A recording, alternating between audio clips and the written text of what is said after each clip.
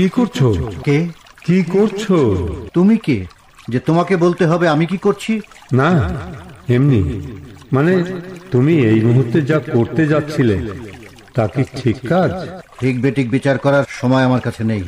সে কি, জীবনের এত বড় একটা সিদ্ধান্ত নিচ্ছ, আর সে সিদ্ধান্ত ঠিক না বেঠিক তা বিচার না করেই এ কাজ কেন করছো? তুমি তো বড় জ্বালাচ্ছ আমাকে। আমার কাজে বাধা দেবার অধিকার কে দিয়েছে তোমাকে? কে আর দেবে বলো? আমি নিজে নিজেই এই অধিকার পালন করার সিদ্ধান্ত নিয়েছি। বাহ, তোমার এই অদ্ভুত সিদ্ধান্ত নেওয়ার বাসনাকে সালাম জানাতে হয়। তবে তুমি এটা নিশ্চয়ই জানো যে অধিকারের পাশাপাশি দায়িত্ব পালন করাও মানুষের একটা ধর্ম। দায়িত্ব পালন না? হ্যাঁ, ওই দায়িত্ব পালন করতে গিয়ে তো আমার অবস্থান তোমাদের থেকে আলাদা হয়ে গেছে। তোমার কোন দায়িত্ব তুমি পালন করতে গিয়ে তোমার অবস্থান কোথায় কি হয়েছে তা জেনে আমার কোনো লাভ নেই। শুধু একটাই অনুরোধ, আমার পথে বাধা হয়ে দাঁড়িয়ে আমার দায়িত্ব পালনে। ঠিক আছে, ঠিক আছে, তোমার কোনো কাজেই আমি বাধা হয়ে দাঁড়াতে চাই না। শুধু মনে একটা প্রশ্ন বারবার হানা দিচ্ছে। তুমি যাকে দায়িত্ব বলছো সেটা কি একটা মানুষের জীবনে বড় কাজ? আমি তো মনে করি তোমার জীবনের অনেক গুরুত্বপূর্ণ দায়িত্বকে এড়িয়ে যাবার জন্যই তোমার এই ঠুনকো কাজটাকে দায়িত্ব বলছো। এই, তুমি থামবে? কেন মিছিমিছি আমার পিছনে লেগে রয়েছো? তুমি যাও তো এখান থেকে, আমাকে আমার কাজ করতে দাও। তোমার কাজ? ইয়ার এমন কি? এমন কি মানে? না মানে, তোমার এই কাজটা তো আর খুব কঠিন কাজ নয়। এই স্রোতস্বিনী পদ্মার পরে দাঁড়িয়ে আছো, সেখান থেকে শুধু একটা লাফ দেয়া ওই গভীর পানিতে, তাই তো? হ্যাঁ, তাই। শুনছো? ভালো করে শুনে রাখো, আমি এখন এই পদ্মার পানিতে লাফিয়ে পড়ব। সে তো বুঝতেই পারছি। না, তুমি কিছুই বুঝতে পারছো না। বুঝলে আমার কাজে বাধা হয়ে দাঁড়াতে না। তুমি বাধা না দিলে এতক্ষণে তুমি ওই গভীর পানিতে ঝাঁপ দিয়ে পড়ে আত্মহত্যা করতে, তাই না? বলেছি তো। হ্যাঁ, তাই। কিন্তু আমার মনে প্রশ্ন জাগছে, তুমি শিক্ষিত সজ্জন হয়েও কেন? আমি শিক্ষিত? তোমাকে কে বললো যে আমি শিক্ষিত? না, তোমার বেশভূষা, কথাবার্তা শুনে আমি ধারণা করছি মাত্র। আমার ধারণাটা কি ভুল? না, ভুল নয়। আমি এদেশের, মানে রাজশাহী বিশ্ববিদ্যালয়ের সর্বোচ্চ ডিগ্রিধারী একজন বেকার মানুষ। বেকার মানুষ বলেই কি এমন একটা? এমন একটা কি? এমন একটা বলো, কি এমন একটা? এমন একটা মানে এমন একটা জঘন্য কাজ কি একজন শিক্ষিত মানুষ করতে পারে? জঘন্য কাজ? কাকে তুমি জঘন্য কাজ বলছো? কেন, তোমার ওই আত্মহত্যা করতে যাওয়াকে? তুমি তো নিশ্চয়ই জানো যে আত্মহত্যা করা মহাপাপ। তোমার মতো পুরুষের এ কাজ মানায় না। আমার মতো পুরুষ না? আমার মতো পুরুষের কি করা মানায় আর কি করা মানায় না তা যদি বোঝাতে পারতাম। কিছু বোঝাতে পারো আর না পারো, এটা তো বুঝতে পারো। এটা তো জানো যে আত্মহত্যা খুন করার চেয়েও নিকৃষ্টতম কাজ, আইনের চোখে অপরাধ। অপরাধ? আত্মহত্যা করা অপরাধ?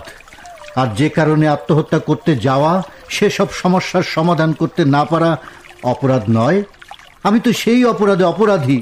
তাই আমি আমার নিজের জীবনকে বিসর্জন দিয়েই। তবু আমি বলবো, জীবনটা তোমার হলেও সেই জীবনকে হেলায় শেষ করে দেওয়ার অধিকার তোমার নেই। তাই বলছি, এই বয়সে তোমার তো অনেক দায়িত্ব পালন করার কথা। তোমার মুখের দিকে হয়তো অনেকেই চেয়ে আছে, আশায় বুক বেঁধে আছে।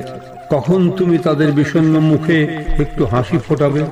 অতএব ওসব পাগলামি ছেড়ে দিয়ে ফিরে যাও নিজের ঘরে। অসম্ভব। এখন আমার যে বাস্তব অবস্থা, তাতে এখান থেকে ফিরে যাওয়া আমার পক্ষে একেবারে অসম্ভব।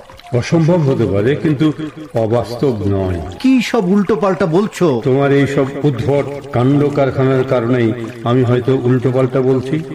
মানে আমি বিশ্বাস করি, যারা ভীরু, দুর্বল, দ্বিধাগ্রস্ত, কর্মে অলস, নিজের প্রতি বিশ্বাস নেই, তারা কি করতে পারে আর কি করতে পারে না, বুদ্ধিহীন সেই মানুষরাই শুধু সব কাজকে অসম্ভব বলে মনে করে। আমার মনে হচ্ছে তুমি সেই ধরনের একজন মানুষ। হয়তো সব দিক দিয়েই তুমি সুখে আছো, তাই আমার মতো একজন অসুখী মানুষের ব্যথার জ্বালা বেদনার সুর তোমাকে স্পর্শ করতে পারছে না। নিজেকে এত অসুখী ভাবছো কেন? রাজ সিংহাসনে বসেও তো অনেকে অসুখী হয়। তোমার মতো যারা নিজেকে অসুখী ভাবে, তারা সবসময় ব্যর্থতার হিসাব করে, সার্থকতার জন্য পরিশ্রম করতে ভয় পায়। তাই বলছি, নিজেকে অসুখী না ভেবে সুখী ভাবো, দেখবে সব সমস্যার সমাধান হয়ে যাবে। সুখী ভাবলেই তো আর রাশি রাশি সুখ হাতে এসে ধরা দেবে না। দেবে দেবে, তুমি আন্তরিকভাবে ধরতে চাইলেই সুখ তোমার হাতের মুঠো এসে আপনি ধরা দেবে। তোমাকে বিখ্যাত কবি গেটের লেখা কবিতার 4টি লাইন শোনো। দূরে দূরে তুমি কেন খুঁজে মরো, সুখ তো আছে হাতের কাছে, শিখে নাও শুধু তারে ধরিবারে, সুখ সে তো রয় সদা কাছে কাছে। আবার দার্শনিক এরিস্টটল কি বলছেন জানো? তিনি বলেছেন, জ্ঞানী লোক কখনো সুখের সন্ধান করেন না, তারা কামনা করেন দুঃখ কষ্ট থেকে অব্যাহতি। ওসব জ্ঞানী গুণী মনীষীদের কথায় আমার বাস্তব সমস্যার সমাধান হবে না, বুঝলে? দুঃখ খুঁজবে না। আরে ভাই, দুঃখের পাশাপাশি তো সুখের বসবাস। শুধু সুখের জন্য আহাজারি না করে সহজ জীবনযাপন আর কর্তব্য পালন করে গেলেই সুখের নাগাল পাওয়া যাবে সহজে। এই থামো, থামাও তোমার নীতিবাক্য। ওসব নীতিবাক্যে আমার কোনো লাভ হবে না। আচ্ছা, তুমি এতক্ষণ ধরে কথা বলছো, আমাকে নীতিবাক্য শোনাচ্ছ, কিন্তু তুমি কে বলো তো? আমি কে? হ্যাঁ, তুমি কে? কি তোমার পরিচয়? আমার পরিচয় আমার বলো বলো, তোমার পরিচয় বলো। আমতা আমতা কেন করছো? না, আমতা আমতা করবো কেন? অবশ্যই আমার পরিচয় জানবে তুমি। তার আগে বলো তো, তুমি কেন নিজেকে নিঃশেষ করার এমন পথ বেছে নিলে? আমার কাছে আমার কাজের কৈফিয়ত চাচ্ছ, অথচ নিজের পরিচয়টা দেওয়ার সাহস হচ্ছে না। তুমি কি ভীরু না সাহসী বীর? আমি ভীরু না সাহসী বীর তা বলার আগে বিশ্বকবি রবীন্দ্রনাথ ঠাকুরের বলা কথাটা তোমাকে শোনাতে মন চাচ্ছে আমার। তিনি বলেছেন, বীর্য দেশ কালপাত্র ভেদে নানা আকারে প্রকাশিত হয়। কেহ বা শাস্ত্রে বীর, কেহ বা ত্যাগে বীর, কেহ বা ভোগে বীর, কেহ বা ধর্মে বীর, কেহ বা কর্মে বীর। কবির এই মহাবাণীর কোনো পর্যায়ে আমি পড়ি কিনা জানি না, তবে আমি ভীরু নই তা তোমাকে হলফ করে বলতে পারি। সোজা কথাটা তুমি সোজাভাবে বলতেই পারছো না, শুধু ঘুরিয়ে ফিরিয়ে কথা বলছো। তোমাকে নিয়ে পড়েছি আমি মহাসংকটে। সংকটের মধ্যেই সৃষ্টি হয় প্রকৃত মানুষের, আর প্রাচুর্যের মধ্যে জন্ম নেয় শুধু অমানুষ। বাহ বাহ বাহ বাহ বাহ বাহ, ঘুরিয়ে ফিরিয়ে নিজেকে বড় বলার কাজটা বেশ চালাকির সাথেই সেরে ফেললে, তাই না? এখানে চালাকির কি দেখলে? আর নিজেকে কখন বড় বললাম? সত্যিই তুমি বড় গুণবান। মুহূর্তের মধ্যেই বলা কথাগুলো অস্বীকার করে বসলে। অস্বীকার করলাম? কোন কথাগুলো? তোমার রসিকতার সত্যি আমার হাসি পাচ্ছে। তুমি ভীরু নও, সাহসী বীর, অমানুষ নও, প্রকৃত মানুষ। এইসব সংলাপগুলো একটু আগেই আমাকে শোনালে না? হ্যাঁ, শুনিয়েছি, আমি তো অস্বীকার করছি না। আসলে তো ওগুলো কবি সাহিত্যিক মনীষীদের কথা। মানুষের জীবনে, মানে আমাদের জীবনে ওসব কথার মূল্য অনেক। অনেক হয়েছে। মনীষীদের বাক্যের কথা বাদ দিয়ে এবার নিজের বাক্যে নিজের পরিচয়টা প্রকাশ করো তো। ছাড়বে না যখন, তখন বলি, আমার নাম অরূপ। অরূপ? হ্যাঁ, কেন বিশ্বাস হচ্ছে না? না, বিশ্বাস হবে না কেন? তবে তবে কি? না মানে যাগে। আচ্ছা বলো তো, তোমার সাথে এতক্ষণ কথা বলছি, অথচ তোমাকে তো দেখতেই পাচ্ছি না। কোথায় কোথায় তুমি? কেন, এই তো আমি, এই তো তোমার পাশে।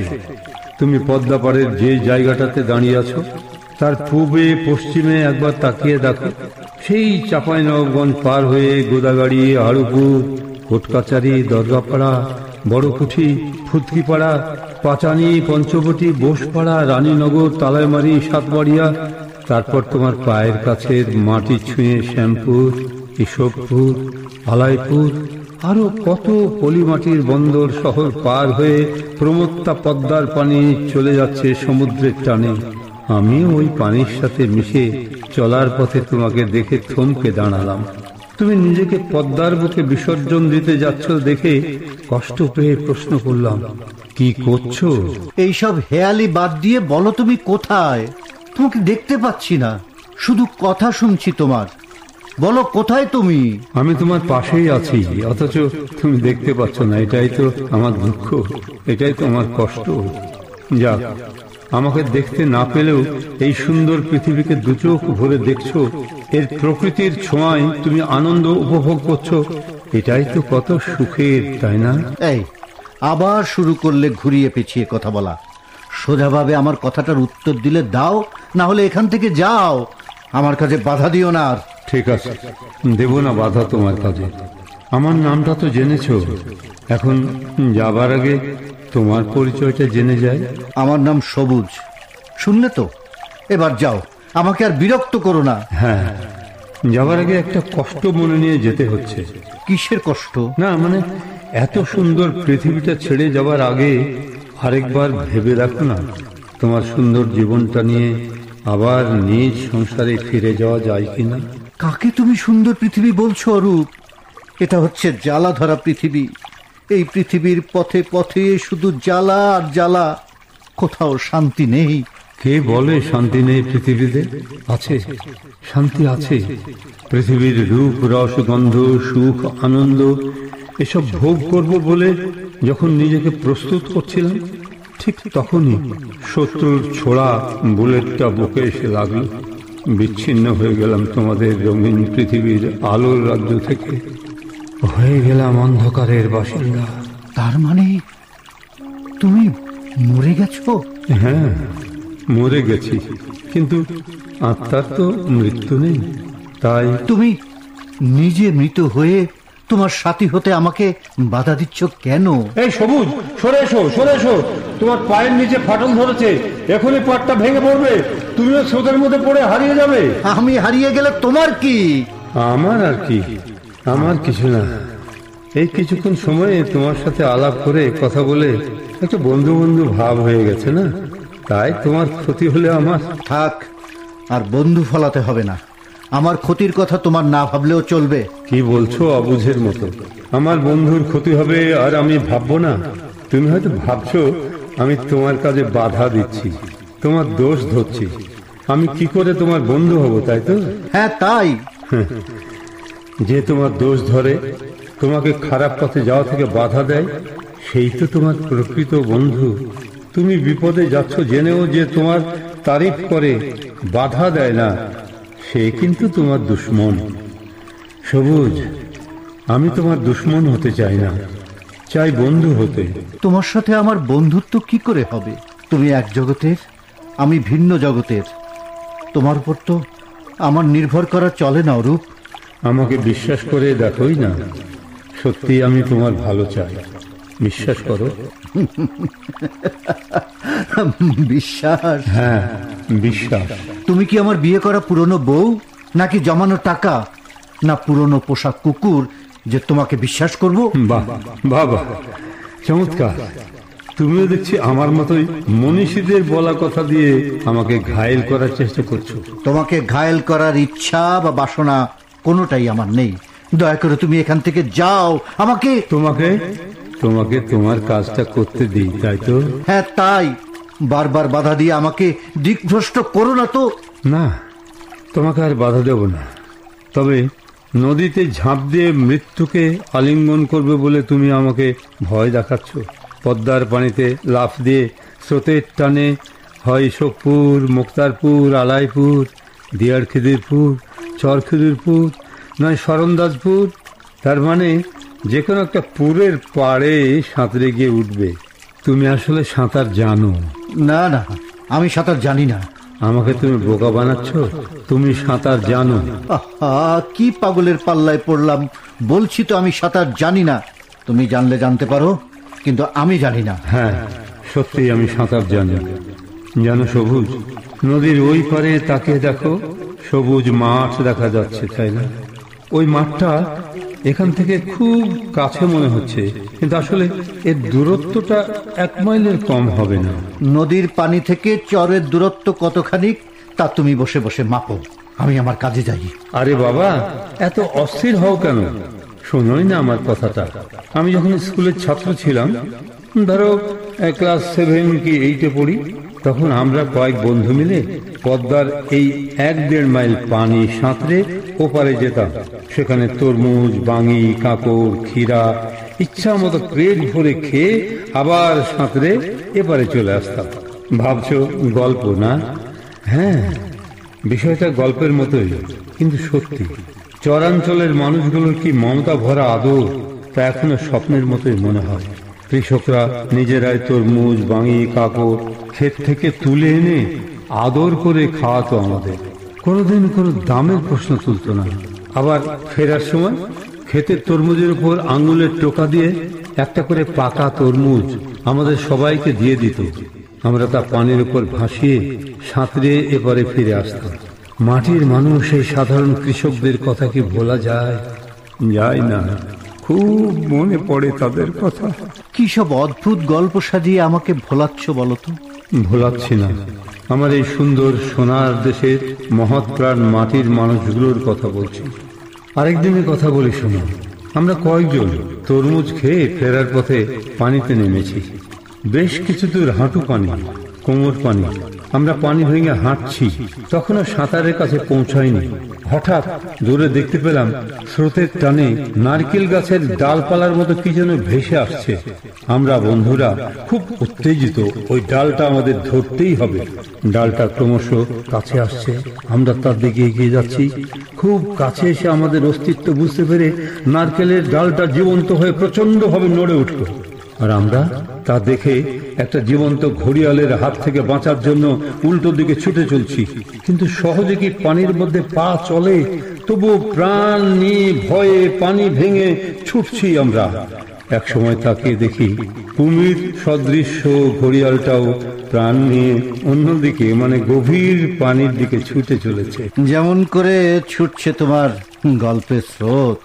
আমি পদ্মাপাড়ের গল্প বলছি। পদ্মাপাড়ের আরেকটি গল্প বলতে খুব ইচ্ছে করছে। আমি তখন প্রাইমারি স্কুলে পড়ি। কত আর বয়স হবে, 9 কি 10। একদিন আমি আমার বাবার হাত ধরে ওই পদ্মার পাড় দিয়ে হেঁটে যাচ্ছিলাম। চাচা! একটা ডাক শুনে ঘুরে তাকিয়ে দেখি নদীর ধারে একটা ডিঙ্গি নায়ের উপর দাঁড়িয়ে একজন মাছ ধরা জেলে বলছে, চাচা গো, একটা বড় রাজা মাছ ধরেছি, নিয়ে যান। কাউকে দিইনি চাচা, আপনার লেগে রেখে দিয়েছি। বাবা বললেন, আজ পয়সা নাই রে বাবা। জেলেটা মৃদু হেসে বললে, ও আপনি যখন খুশি দিয়ে দেবেন। বাবা বললেন, দাম কত? উত্তর এলো, 2 টাকা দিয়ে। বাবা শোনালেন, বাজার সদাই করে 1.5 টাকা হয়তো আছে পকেটে। ও 8 আনা আপনি পরে দিন খন। জেলেটাই বলে 15-20 ওজনের তাজা লাল রুই মাছটা বাবার হাতে ধরিয়ে দিল। বাবা ছাতার ডাঁট মাছটার কলসার, মানে কানকোয়ার মধ্যে ঢুকিয়ে নিয়ে নদীর ধার দিয়ে হেঁটে চললেন। আর আমি ওই মস্ত বড় মাছটার লেজ নাড়তে নাড়তে, মানে হাত বোলাতে বোলাতে হেঁটে চলেছি বাবার পেছনে পেছনে। মনে কি আনন্দ তখন, ভাবতে ভালো লাগে। ওই ওজনের একটা মাছের দাম কবছরে বেড়ে বেড়ে কত হয়েছে জানো সবুজ? প্রায় 30-40 টাকা হবে। ছবিটা এখনো চোখে ভাসে। সম্মানীয় মানুষদের কিভাবে সম্মান করত, মূল্য দিত, বিশ্বাস করত পদ্মাপাড়ের এসব সাধারণ মানুষগুলো। সাধারণ মানুষ হয়েও ওরা যে কত অসাধারণ, তখন হয়তো বুঝতে পারিনি। কিন্তু এখন সব ভুলে যাও রূপ। শিশু আর কিশোর বয়সের গল্পগুলো সবার মনে এমন ভাবে প্রতিনিয়ত খেলা করে, যা শত চেষ্টা করেও মুছে ফেলা যায় না। অনেক হয়েছে ভাই অরূপ, এবার তোমার গল্প থামাও। আমি আর পারছি না তোমার গল্প শুনতে। গল্প নয় সবুজ, বাস্তব। আমি এতক্ষণে যা বলেছি সব বাস্তব, আমার জীবনের গল্প। তোমার জীবনের গল্প তোমার কাছেই থাক, আমাকে। ঠিক আছে, ঠিক আছে। এই সবুজ, দেখো দেখো, আকাশের দিকে চেয়ে দেখো। ওই কালো সাদা মেঘের পাশ দিয়ে 2টি চোখাচোখি পাশাপাশি উড়ে যাচ্ছে। কি সুন্দর লাগছে না? লাগবেই তো, ওরকম মানিকজোড় পাখিদের আকাশে সুন্দরই লাগে। দেখো দেখো, পাখি দুটো একে অপরকে কেমন আদর করছে আর উড়ে চলেছে। আদর না, আদর না, ঝগড়া করছে আর যাচ্ছে। দেখো না, ওই যে দেখো, তোমার আদরের একটা পাখি আর একটা পাখিকে কেমন পাশ কাটিয়ে সামনে এগিয়ে যাচ্ছে। ও সামান্য সময়ের জন্য, দেখবে একটু পরে আবার একসাথে পাশাপাশি চলবে। ওরা পাশাপাশি চলবে? সবকিছু এত সহজ নয় অরূপ। ওই যে দেখো দেখো দেখো, পেছনের চখাটা এত পেছনে পড়ে গেছে যে চেষ্টা করেও আগেরটা স্বাদ ধরতে পারছে না। পারবে পারবে, অবশ্যই ধরতে পারবে। সবুর করো, একটু ধৈর্য ধরো। ধৈর্য ধরে কি সবসময় শুভ ফল পাওয়া যায়? যায় না। তার জন্য চাই আন্তরিক ইচ্ছা। হয়তো পেছনের চখাটার পাখনা কিছুটা দুর্বল হয়ে পড়েছে, তাই একসাথে চলতে পারছে না। হ্যাঁ, সামনের চকিটার ইচ্ছা থাকলে তার সঙ্গে দুর্বল পাখনার সমবেতি হয়ে পিছিয়ে পড়ে হলেও একসাথে চলতে পারত, কিন্তু সেই ইচ্ছা তার মোটেও নেই বোঝা যাচ্ছে। বাদ দাও সবুজ, পাখিদের কথা বাদ দাও, আমরা আমাদের কথায় আসি। আমাদের কথা কি খুব একটা আলাদা? এই জ্বালাধরা পৃথিবীতে চলতে গিয়ে আমার জীবনেও তো এরকম কুবাতাস বয়ে গেছে। আর আমার জীবনে তো পরীক্ষা করার জন্য সুবাতাস কুবাতাস কোনটায় বয়ে যাওয়ার সুযোগই আসেনি। অরূপ, ওই দেখো দেখো, হাতে হাতেই প্রমাণ। সামনে চলা চকিটার সাথে অন্য দিক থেকে এসে অন্য আরেকটি চকা ডানার ঢেউ তুলে পাশাপাশি এগিয়ে চলছে। আর এদিকে দেখো, পেছনের ডানা ভাঙা চকাটা এতই পেছনে পড়েছে, দেখো শত চেষ্টা করেও সামনের চকির স্বাদ ধরতে পারবে না কখনো। সবুজ, আকাশ থেকে চোখটা নামাও, সাদা কালো মেঘের ছায়া পড়া নদীর পানিতে দেখো কত রঙের পালতোলা নৌকা নদীর স্রোতের প্রতিকূলে নদীর বুকেই বিড়ি কেটে কেটে এগিয়ে চলেছে। এই অপরূপ দৃশ্য দেখার স্বাদ আমার পূরণ হয়নি। আর তোমার সামনে পৃথিবীর এই সুন্দর সমারোহ থাকার পরেও নিজেকে এই আনন্দ উপভোগ করা থেকে বঞ্চিত করছো। ঘুরে ফিরে তোমার মুখে একই কথা, সুন্দর পৃথিবী, পৃথিবী সুন্দর। আমার কাছে পৃথিবীর সব কর্মকাণ্ড যে অসুন্দর হয়ে ধরা দিয়েছে, আমি বীতশ্রদ্ধ হয়ে পৃথিবীর মায়া কাটিয়ে চলে যেতে চাচ্ছি। তাকে তুমি বুঝতে পারছো না? না বুঝতে চাচ্ছ না? কেন বুঝতে পারবো না? সবই বুঝতে পারছি, কিন্তু আমার মন যে এখন সবসময় কেঁদে ফেরে। এই সুন্দর পৃথিবীর রূপ রস আস্বাদন করতে পারি না বলেই তো মনটা খারাপ হয়ে যায়। তাই এই সুন্দর পৃথিবী থেকে কেউ ইচ্ছে করে চলে যেতে চাইলে বাধা দিই। সবুজ, আমার অনুরোধ। আর কোনো অনুরোধ নয়। সবুজ, দেখো দেখো। আবার কি দেখবো? ওই দেখো, তোমার ডান দিকে দেখো, এক জোড়া কপত কপতে কেমন নিবিড় হয়ে বসে আছে, একে অপরের চোখে চোখ রেখে ভবিষ্যতের ছবি আঁকছে। আহা, কত সুখী ওরা! এমন সুখ থেকে আমি একেবারেই বঞ্চিত। ওদেরকে সুখী ভেবে তোমার কষ্ট পাওয়া ঠিক নয়। কেন? ওরা যে সুখী তা তোমাকে কে বললো? কেন, ওদেরকে দেখে তোমার সুখী মনে হচ্ছে না? অবশ্যই না। দেখো গে, নিজেদের মধ্যে কোনো জটিল সমস্যার সমাধানের জন্য তর্ক বিতর্কে জড়িয়ে গেছে ওরা। তার নাও তো হতে পারে। সে যাই হোক, আমি তো কেবল জানলা খুলে প্রেমের বাতাস গায়ে মাখার পরশ পাচ্ছিলাম। তারপরেই এদেশের মানুষের জীবনে এলো কঠিনতম পরীক্ষার সময়, মুক্তিযুদ্ধ।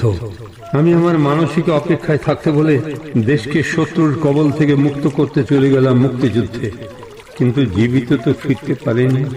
তাই প্রেমিকার সাথে পার্কে নদীর পাড়ে দেখা করার সাধও পূরণ হয়নি আমার। পদ্মা পাড়ের প্রেমিক জুটিকে দেখে পুরনো কথাটা জেগে উঠল মনে। ওদের মতো আমি তো আর সুখী হতে পারলাম না। তোমার ভুল ধারণা। ওই প্রেমিকার বিষয়টি আমার আত্মহত্যা করতে যাওয়ার একটা প্রধান কারণ বলতে পারবো। তাই নাকি? বেশ মজার গল্প নিশ্চয়ই, খুব রোমান্টিক। তা কতদিনের প্রেম, কিভাবে হলো, এখন কোন অবস্থায়? বলো সবুজ, তোমার রোমান্টিক প্রেমের গল্পটা শুনে নি আগে। রোমান্টিক প্রেমের গল্প? হ্যাঁ, তা অবশ্য বলতে পারো। মন্নুজান হলের কিছুটা দূরে আমতলায় দাঁড়িয়ে অপেক্ষা করা, পরে জুটি বেঁধে প্যারিস রোড দিয়ে পায়ে পায়ে এগিয়ে শহীদ মিনারের পাশে বসে বাতাস খেতে খেতে ভবিষ্যৎ দিনের নকশা আঁকা কনভোকেশন হলের পাশে টং দোকানের মাচা অথবা বেঞ্চে বসে চা খাওয়া, এসব মুহূর্তগুলো অবশ্যই রোমান্টিক ছিল। রোমান্টিক ছিল মানে? এখন কি নেই? থাকলে কি আর এখন? থাকলে কি আর এখন মানে কি? বুঝলাম না। না মানে ওই বিশ্ববিদ্যালয়ে পড়া পর্যন্ত সাহায্য সহযোগিতার জন্য একজন বন্ধু লাগে, তো তাই হয়তো আমার উপর ভর করেছিল নার্গিস, করেছিল প্রেমের অভিনয়। প্রেমের অভিনয়? তা নয় তো কি। এমএ পরীক্ষার রেজাল্টের পরে আমি যখন বেকার হলাম, চাকরি খুঁজতে দিন রাত ব্যস্ত হয়ে পড়লাম, তখন হঠাৎ একদিন নার্গিস একটা চকচকে সাদা গাড়ি থেকে আমার সামনে এসে নামলো। পরিচয় করিয়ে দিল তার ধনী বন্ধু রাকিবের সঙ্গে। ভালোই তো, নতুন বন্ধু, তার সাথে পরিচয় তো করে দিতেই পারে। তারপরে কিন্তু গল্পের শেষ তো ওটা নয়, আরো আছে। আছে? হ্যাঁ আছে। বয়ান করা হোক। কয়েকদিন আগে ওই চকচকে সাদা গাড়ির মালিক রাকিবকে লাল শাড়ি পরে স্বামিত্বে বরণ করেছে আমার প্রেমিকা নার্গিস। বেশ তো। বেশ তো মানে? বেশ তো মানে এখন তুমিও কোনো ললনাকে শাড়ি গয়না পরিয়ে ঘরে তুলে আনবে তা নয় যে তোমার চেয়ে টাকা, শাড়ি, গাড়ি, গয়নাকে মূল্য দিয়ে অন্যের ঘরণী হয়েছে, তার বিরহে তুমি নিজেকে নিঃশেষ করতে চাচ্ছ। এই কেমন দায়িত্ববোধ তোমার? যারা বেঁচে আছে তোমার সংসারে, তোমার মা, বাবা, ভাই, বোন, তাদের প্রতি দায়িত্ব অবহেলা করে তাদের দুঃখের সাগরে ভাসিয়ে তুমি এই সুন্দর পৃথিবী থেকে বিদায় নিতে চাচ্ছ। এছাড়া কি করতে পারি আমি? সবকিছু করতে পারো। সবুজ, ঘরে ফিরে যাও। মা বাবার অনেক কষ্টের বদলে মানুষ করা একজন সন্তানের অনেক দায়িত্ব। কিন্তু ঘরেও তো আমার শান্তি নেই। ওদের কথার জ্বালা সইতে না পেরে আজ 3 দিন হলো ঘর ছাড়া। অনেক চিন্তা ভাবনা করেই তো এ পথে পা বাড়িয়েছি। এই জ্বালা ধরা পৃথিবীর সবকিছু আমার কাছে মূল্যহীন হয়ে পড়েছে। সবই তোমার ভুল ধারণা। না, ভুল ধারণা নয়। জানো, প্রায় 2-3 বছর ধরে আমি আমার বাবা মায়ের আদর থেকে বঞ্চিত।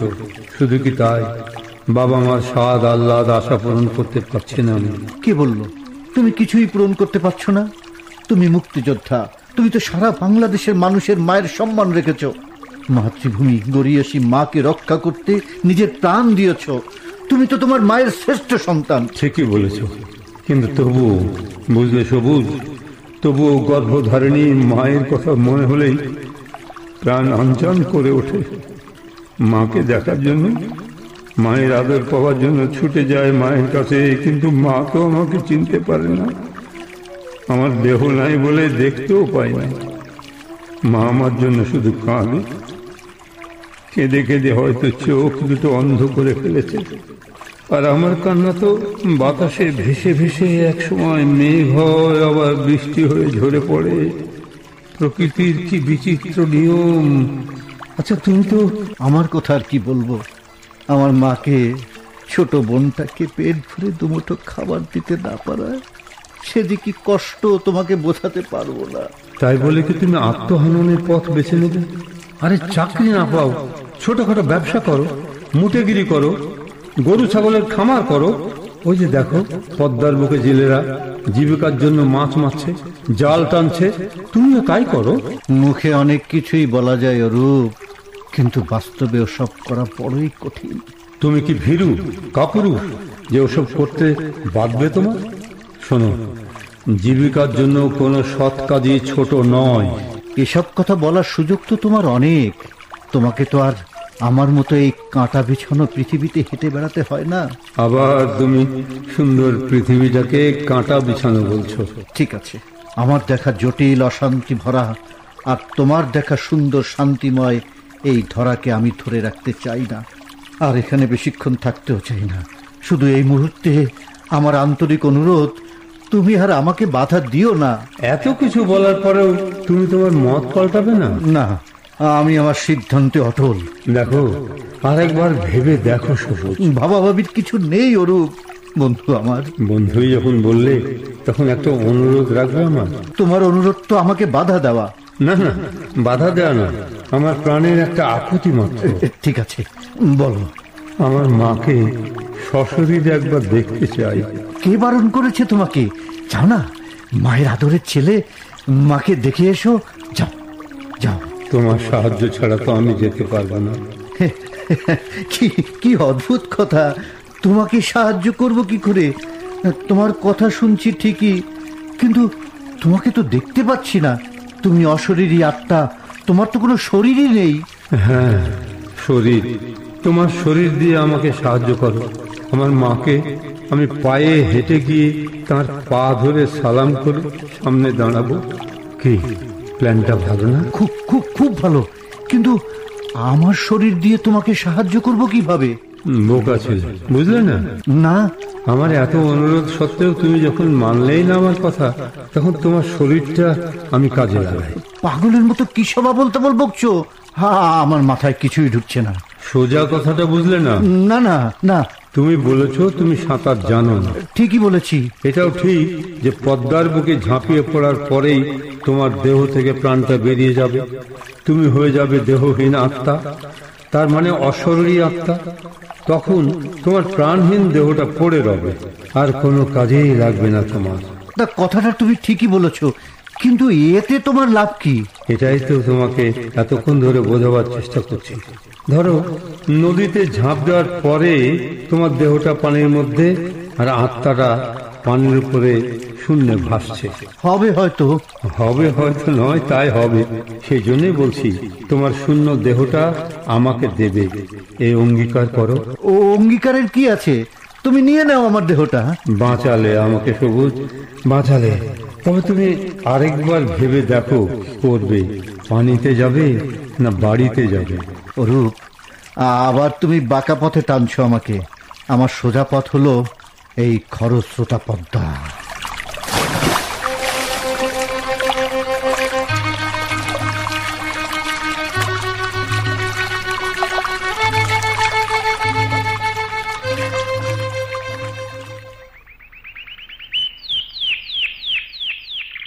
সবুজ আমাকে তার দেহটা দিয়ে অনেক উপকার করেছে আমার।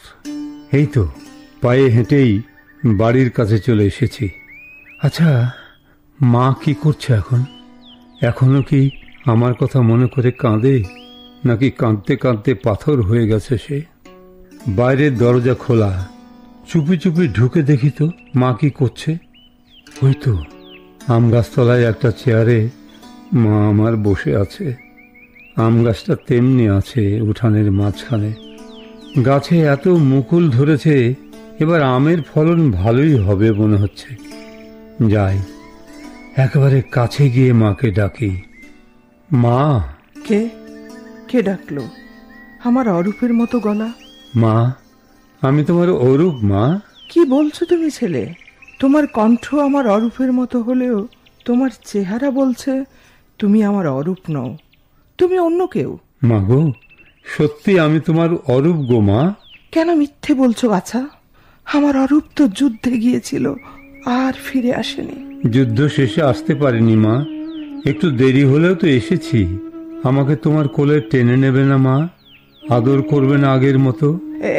এই ছেলে, তোমার মতলবটা কি? কেন মিছিমিছি একজন মায়ের সঙ্গে প্রতারণা করছো? আমার অরূপ যুদ্ধে গেছে 3 বছর আগে।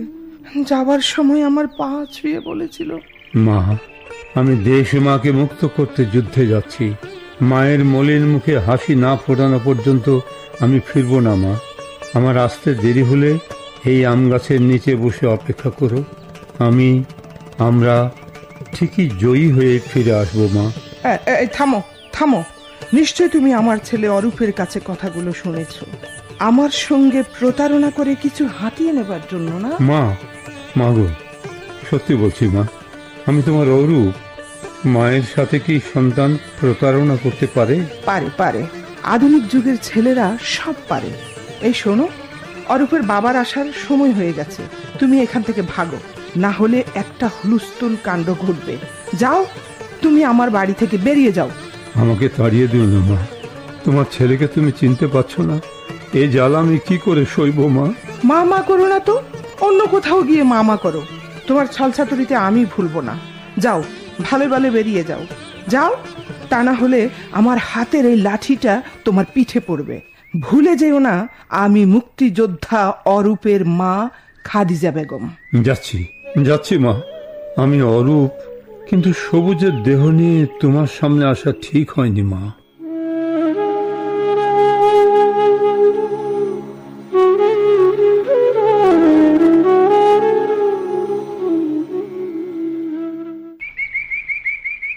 আমার কণ্ঠ শুনেও বুঝতে পারল না আমি তার ছেলে।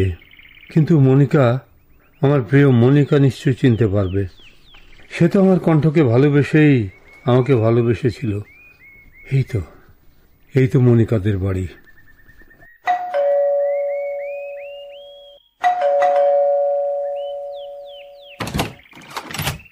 কাকে চাচ্ছেন? এতদিন পরে এলাম, চা কফির ব্যবস্থা করো, তারপর বলছি কাকে চাই। কে আপনি? সে কি, তুমি আমার কণ্ঠ শুনেও বুঝতে পারছো না মনিকা? আপনার কণ্ঠ শুনেই চিনতে হবে এটা ভাবছেন কেন? সে কি মনিকা, তুমি আমাকে সত্যিই চিনতে পারোনি? আমি অরূপ। কি যাতা বলছেন? আপনি অরূপ হবেন কেন? কেন? যুদ্ধে যাবার সময় তুমি আমাকে ছুঁয়ে প্রতিজ্ঞা করেছিলে না যে আজীবন আমার জন্য অপেক্ষা করবে? দেখুন, এটা ভদ্রলোকের বাড়ি। আপনার এলোমেলো কথাবার্তা ছাড়া আপনাকে দেখতে ভদ্রলোকই মনে হচ্ছে। তাই ভদ্রভাবেই বলছি, যেহেতু আমি আপনাকে চিনি না, সেহেতু এখনই আপনার এখান থেকে চলে যাওয়া উচিত। মনিকা, সত্যিই তুমি আমার কণ্ঠ শুনেও? অনেক মানুষের সঙ্গে অনেক মানুষের কণ্ঠের মিল থাকতে পারে, তাই বলে কি সব মানুষ একজন মানুষ হয়ে যায়? আপনি দয়া করে এখন আসতে পারেন। মনিকা, মনিকা তুমি প্লিজ প্লিজ আপনি আসুন।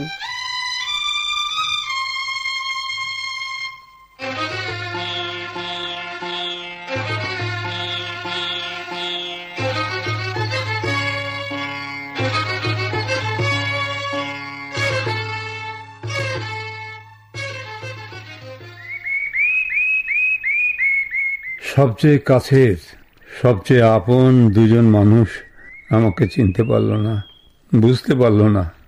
তাহলে কি সবুজের কথাই ঠিক? এ পৃথিবী অশান্তিময়, এখানে অনেক জ্বালা। আরে অরশিদ ভাই, দেখেন দেখেন। কি দেখবো? আরে ওই দেখেন, এই সবুজ এসেছে। সবুজ? ওই না চিঠি লেখা 2-3 দিন আগে থেকে হারাই গেছিল, এখন আবার উদয় হলো কোত্থেকে? এদিকে তো ওদের বাড়িতে ওই চিঠি পাইয়া কান্নাকাটি রোল পড়ে গেছে। ওই দেখ, সবুজের ছোট বহিন সুখী বাড়ি থেকে বাইর হইল। ওকে ডাক দে মন্টু। এই সুখী, আরে ওই সুখী, এদিকে তাকিয়ে দেখ। এই সুখী, এই তোর ভাই সবুজ এসেছে। হ্যাঁ, কি বলছো? সত্যি নাকি? সত্যি না মিথ্যা ওই তো, ওকে বাড়িতে লিয়ে যা। বড় ভাই, বড় ভাই আপনি এসেছেন? এদিকে বাড়ির সবাই কান্নাকাটির হাট বসিয়ে দিয়েছে। চলেন, বাড়ির মধ্যে চলেন। সে কি, আপনি আমার হাত ধরে টানছেন কেন? হাতটা ছাড়েন। ছাড়বো? আর আপনি চিঠি লিখে আবার পালিয়ে যাবেন না? চলেন, মার কাছে চলেন। আহা, এসব হচ্ছে কি? আপনাকে তো আমি চিনতে পারছি না। মা, এ মা, দেখো বড় ভাই এসেছে। ওরে আমার বাপ রে, ওরে আমার সবুজ রে, 2 দিন কুতি ছিলি বাপ। আয় আয় আমার বুকে আয়। আপনারা কি বলছেন? আমি আপনাদের ছেলে না, আমি অরূপ। সে কি বড় ভাই, 2 দিনের মধ্যে নামও পাল্টে ফেলেছেন? নাম পাল্টাবো কেন? বললাম তো আমার নাম অরূপ। তোর নামের যা খুশি কর, তুই যে আমার বুকে ফিরে আসছিস তাতেই আমি খুশি। বাদ দেন তো এসব কথা। যা রে বাবা, আর রাগ করিস না, মায়ের মন তো ছেলে লাইগা পূর্বেই। চলেন বড় ভাই, হাত মুখ ধুয়ে খেয়ালেন। চল বাপ, মায়ের পুরে আর রাগ করিস না। চলেন বড় ভাই, চলেন। আহা, সবাই চুপ করুন তো, আমাকে আর জ্বালাতন করবেন না, একটু শান্তি দিন, শান্তি। উফ, আর পাচ্ছি না, আপনারা আমাকে রেহাই দিন, আমি অতিষ্ঠ হয়ে গেছি, আমাকে একটু শান্তি দিন। আমি শান্তি চাই, শান্তি। ছাড়ুন আমাকে, শান্তি চাই, আমি শান্তি, আমি শান্তি চাই, শান্তি। ছাড়ুন আমাকে, যেতে দিন, শান্তি চাই, শান্তি। এই অরূপ, কি হয়েছে তোমার? শান্তি শান্তি বলে চিৎকার করছো কেন? এই তো আমি তোমার পাশে। কি হলো, ঘুমের ঘোরে স্বপ্ন দেখছিলে নাকি? স্বপ্ন? হ্যাঁ, হবে হয়তো, তবে এরকম স্বপ্ন যেন কেউ না দেখে, বাস্তবে যেন এরকম ঘটনা না ঘটে। স্বপ্নে? হ্যাঁ স্বপ্নে, স্বপ্নে যা দেখেছো তা স্বপ্নই। স্বপ্ন কখনো সত্যি হয় না, স্বপ্ন কখনো বাস্তব হয় না। স্বপ্নের সাথে বাস্তবের কোনো মিল নেই। বলছো? হ্যাঁ বলছি। শোনো, এসব স্বপ্নের বাজে চিন্তা বাদ দিয়ে বাস্তবে এসো। হ্যাঁ হ্যাঁ হ্যাঁ। কি হ্যাঁ হ্যাঁ করছো? ঝটপট ফ্রেশ হয়ে নাও তো। কেন কেন? স্বপ্নের চিন্তা এসবই ভুলে গেছো দেখছি। নাটক দেখার জন্য অ্যাডভান্স টিকিট কাটা আছে, মনে নেই? নাও নাও, জলদি তৈরি হয়ে নাও। ও তাই তো, আজ তো শিল্পকলা একাডেমিতে নাটক দেখার কথা। শান্তি, তুমিও রেডি হয়ে আমাকে এক কাপ চা দিও, কেমন? তারপর দুজনে একসাথে দেখব নাটক পদ্মাপরের গল্প।